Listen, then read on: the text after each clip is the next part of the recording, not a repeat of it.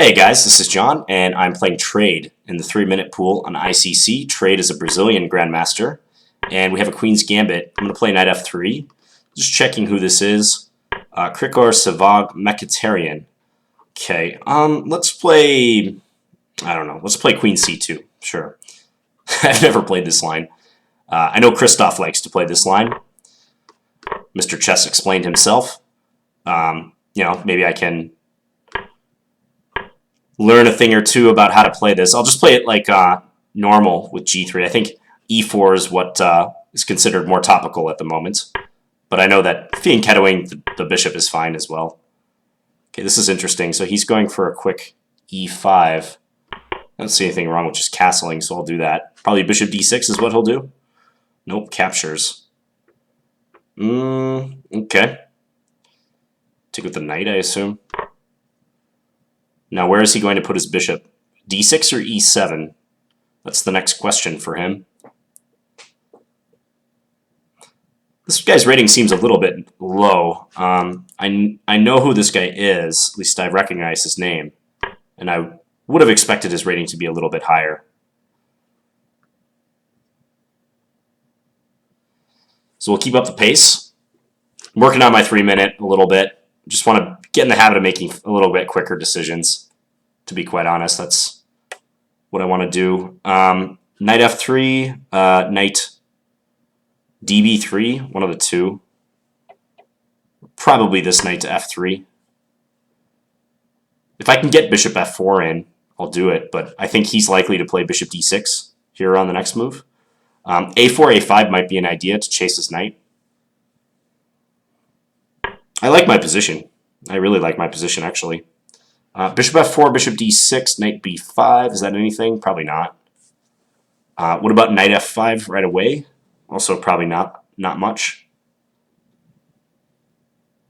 I think I'll just go bishop F4 because it looks like a good tempo move. And I'll take... We'll see if he takes with the queen or the rook. Takes with the rook. Yeah, but now I have this move, right? Isn't this slightly annoying? It's interesting if he... so I'm threatening knight B5. If he would have taken on F3, I could play knight B5 anyways. So, okay, let's just go here. Attack. Now maybe E3. Nice and stable. I think he's kind of moving over to defense now. He's focused less on his own kingside initiative with H5. Because he did bring this rook over to D8, so that was signaling a shift. So I don't think he'll be outright attacking me on that wing. I think he's going to start making some defensive maneuvers. What to do, though? B5 is coming next move. I'm not sure what he has planned for that. This whole setup against the Queen C2 line looks a little experimental for him. It actually reminds me of a different Slav main line, where black castles queenside. Alright, so nice to be up a little bit of time. E3 is a very solid move. I actually wonder if it makes sense for him to take on F3 and try to sack the exchange or something. Okay, so here, what happens at B5? Is there anything wrong with that?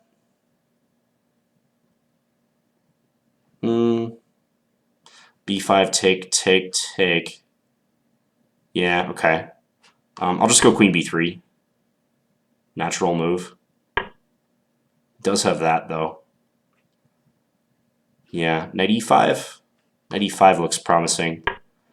Because now I'm threatening knight takes F7 and also knight C4. So I have this. Yeah, knight E5 was a nice move to be able to get in. Okay, take. Check. Let's take first. Now, do I trade queens? Do I do something else? I don't quite want to trade queens. I don't see anything tactical I can do here. Off the top of my head. Bishop takes D5, he takes with the knight. So let's not look too hard. Let's just keep our time advantage.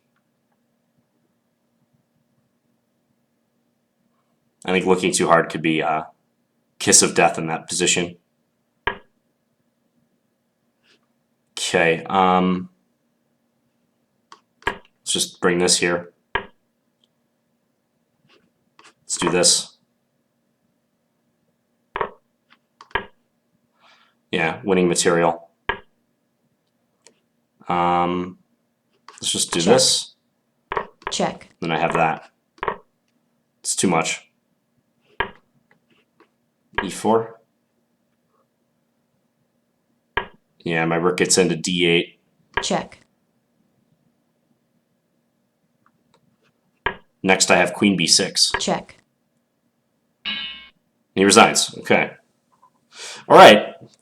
So success for my first outing with the queen C2 variation. This is just a way to try to avoid like the Slav and mainstream Slav family positions. So black takes on C4. Another move is G6. Very popular move.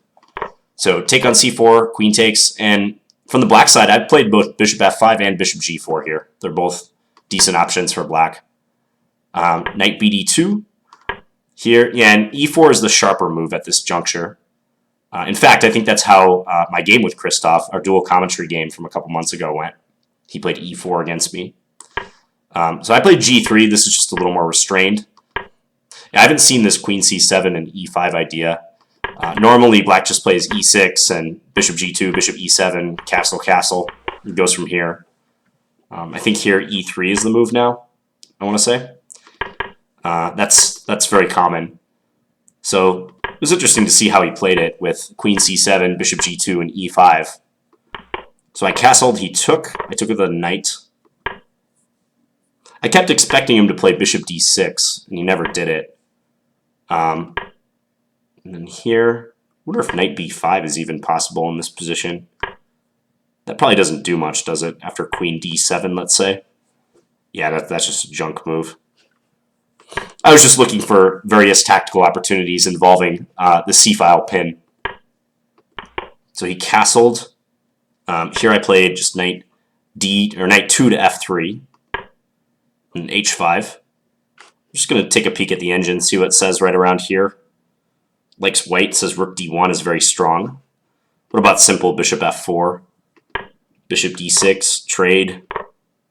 Yeah, maybe taking with the queen was better. Trying to get everything off the C-file. Like take with the queen and then play king B8 on the next move. Yeah, and it gives white a modest advantage, nothing huge. So he did this, and he took with the rook. Rook A C1. Yeah, rook F C1 deserves attention too. Rook A C1, A6, now B4. So it just looks nice for white. E3, make sure D4 is nice and secure. Okay, I could have played knight E5 here, but queen B3. I wanted to go B5, like B5 is my whole threat. Oh, actually, okay, it looks pretty decent here, but I can't do this, right? He just takes, and now his queen is protected by his knight, so I'm not winning material. Or mating him. And if I move the queen away, he can block with his rook, so he's not losing his queen down the C-file. What else is there? Yeah, here, and if A takes, knight E5. So this knight E5 move, I didn't notice it until several moves from now, but it's strong. It's apparently very good. It unleashes my bishop, too. Also hits F7. So it's not clear to me exactly what I'm threatening in this position, but the engine thinks it's good. It's giving a line king B8, now queen B2, just kind of a quiet move, I guess. Getting ready to unload on C6. Yeah, or just knight takes B5 is threatened now. So there's a lot of heat coming down on black's position. Not a simple position for him to defend. Yeah, and after this, knight E5 is practically winning. So I've got the two threats, the dual threats here. Take on F7 and knight C4. He doesn't have a good way to defend either of them, or both of them, I mean. So bishop E6, knight C4. Yeah, I'm sure I missed some better ways to wrap this up here. Like, do I have a win of even more material in this position? Knight takes E6, I thought about that. What didn't I like about that? Knight takes, queen takes, pawn takes, and then if he takes with the rook, I have bishop H3. If he takes with the pawn, I have what? E4. Ah, okay, that's what I didn't see. E4. And then if the knight moves, there's e5, forking the rook in the knight. Yeah, okay, so there was a more direct way to win material, it seems, but I just wanted to keep material on because I didn't want to have to tick down and give him chances in a time scramble. Bishop takes c6, yeah, knight takes c6 was probably a more forcing way to do this, huh? Make him take me, and then if he takes with the pawn, rook b1 is crushing, wins the house. So, yep, I did it this way. Had the same effect, though. Check. Check. It's over. Check.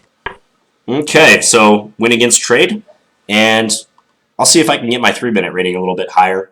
Haven't played as much 3-minute as 5-minute, but we'll see what happens. Well, thank you guys for watching. If you have any feedback, as always, please feel free to leave it in the comments, and I'll be back tomorrow with another Blitz game. Bye, guys.